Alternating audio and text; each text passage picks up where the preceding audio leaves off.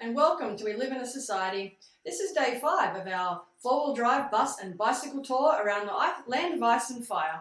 And today is day 3 of our four-wheel drive road trip. And today we head up into the Westfjords, which is a remote, rugged wilderness area in the northwest of Iceland. And we're hoping to make it to the Látrabjarg bird cliffs to see puffins. Alright, we're making our way around the peninsula this morning before we head up into the Westfjords. I'm going to stop for breakfast in the next little town. Alright, right now we are driving along the Westfjords peninsula. I'm videoing a lot of this footage from inside the car because it sort of started to rain again and I don't want to get water on the lens, but the coastline on this peninsula is incredible and it's so varied. You have rocky sort of coves that are covered in this red sort of seaweed or algae that's sort of washed up, which alternates then between sort of rocky beaches as well as the black and golden sand beaches. And there's beautiful snow mountains in the distance, and there's also cliffs that just teem with seabirds.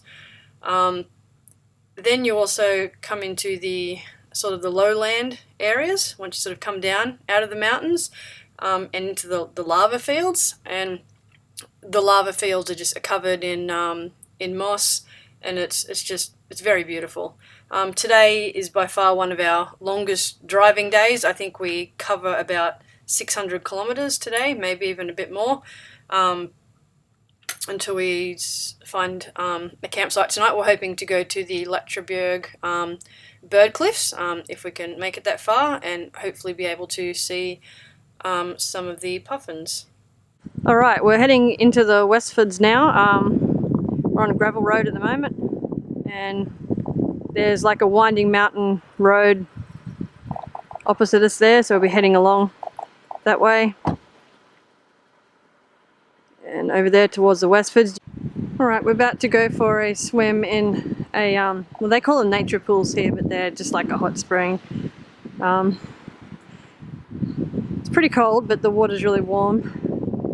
That's the pool there. And then there's a change room up there. Okay, I'm attempting to eat this bit of fisker, which is like Icelandic dried fish.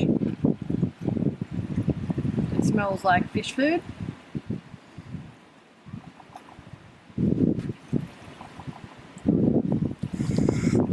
I'm going to tell us what it tastes like. It tastes like fish food. It smells like... Oh, it's growing on me. It's kind of like dried mackerel. What's orca? Isn't that whale? Mm-hmm. It's just dried whale. I'm eating a dried killer whale!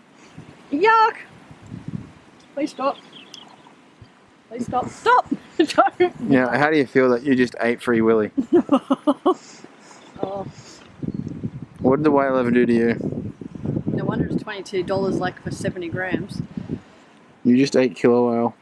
Can you please stop recording me? No, because this is hilarious. I'm going to go into my little hut. We're cooking mash and veggies and stuff in the hut. Thank you now. Alright, we're back on the road again.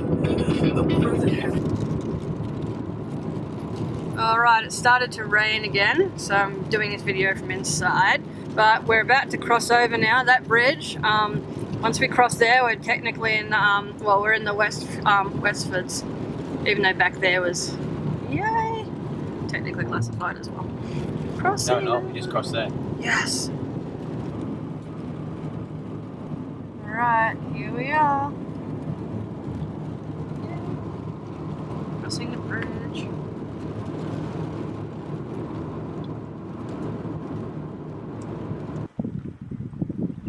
Alright, this is absolutely amazing. Look at this.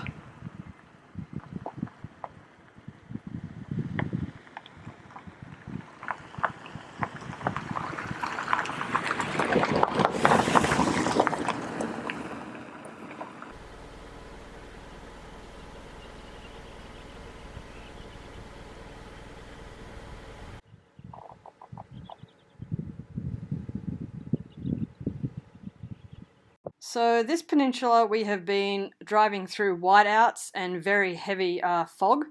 There are these emergency shelters that contain a bed and basic supplies, including a bunk bed and blankets, emergency rations and medical supplies, which would be very welcome if you're in a very desperate situation. And I'm glad that we're currently in a four-wheel drive and I'm not cycling the Westfjords. Alright, we're still en route to the bird cliffs. It's about 3 degrees and it's about 6:30 p.m. It's a bit slow going because there's been a lot of snow and ice on the road, and there's been a few whiteouts where the visibility's been pretty minimal, maybe a couple of meters. And we came across this statue. Here is Josh being a jerk, jerking off this giant statue. Here, there's like a How was it? Can you please not film me after I peed in the toilet, thank you? You didn't pee in the toilet. Oh, it was the best pee ever. Tell me about it. Oh yeah. How long were you waiting? Like 3 hours. Oh. Here right now at this junction point, so we're making the choice of whether or not to go into Patrickfordsjø or whatever, which is the which is not a capital, but it's a big city. And there's a campsite there, but there'd probably be also internet and stuff. But if we head there, which is that's not what that is. There's no accommodation or anything. Then we have to backtrack all the way here in the morning and stuff, which isn't that far, but adds time and cost. So or we could where are we? Here. Or we could go all the way up along here. There's a really nice beach there, but we can backtrack when we have to come back tomorrow and do that. But and we can go up here and camp here, which is where the bird cliffs are, and I think that'd be like a really beautiful campsite because it's not raining now, and it's meant to be clear and stuff, and it's about 7 o'clock, but like it's not dark or anything. Alright. I'm just going to add up how long it takes to get there. Now we're just driving down to where the bird cliffs are, and there's just this massive beach.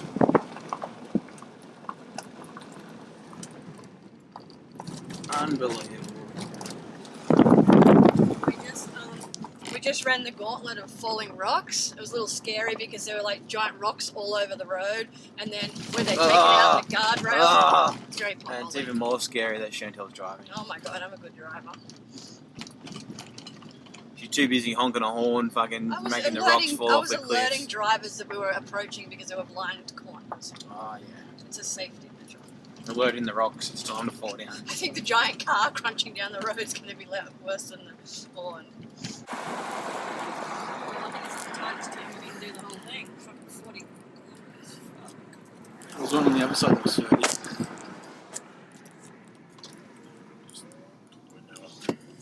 Your bra, that's still wet. It's wet indeed.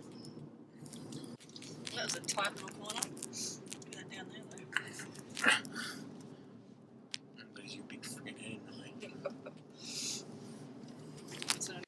Alright, so we decided to press on to the Látrabjarg cliffs.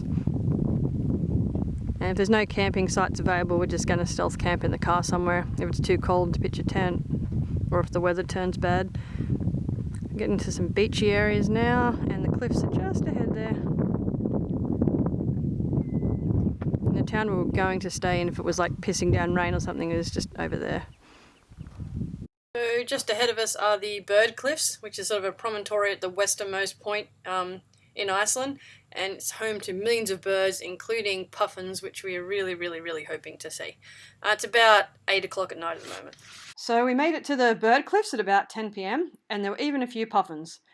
It's outside the breeding seasons at the moment, but they nest here in the cliffs, and then they hunt the sea surrounding the peninsula. It was very spectacular, but also horribly windy. I had to crawl on my stomach towards the edge, lest I get blown away. And it's about a 200-metre drop to the sea below. We're not going to camp tonight because you can't camp near the cliffs because the storms pick up all of a sudden, and tents have been blown off the cliffs before, and the campsite lower down was flooded. So we're staying in this little farmhouse here. Alright, so this is the room. It's pretty nice. And this is the view out of our window. Look at that. Whoa. Because the campsite, we can't camp on the bird cliffs because the storms pick up in the winds and you get blown off the cliff. and the tent site was flooded underwater and didn't have showers or undercover area or toilets, so we decided to stay here so that we could dry out some of our gear for tomorrow and stuff. And we saw puffins. And they didn't bite my finger.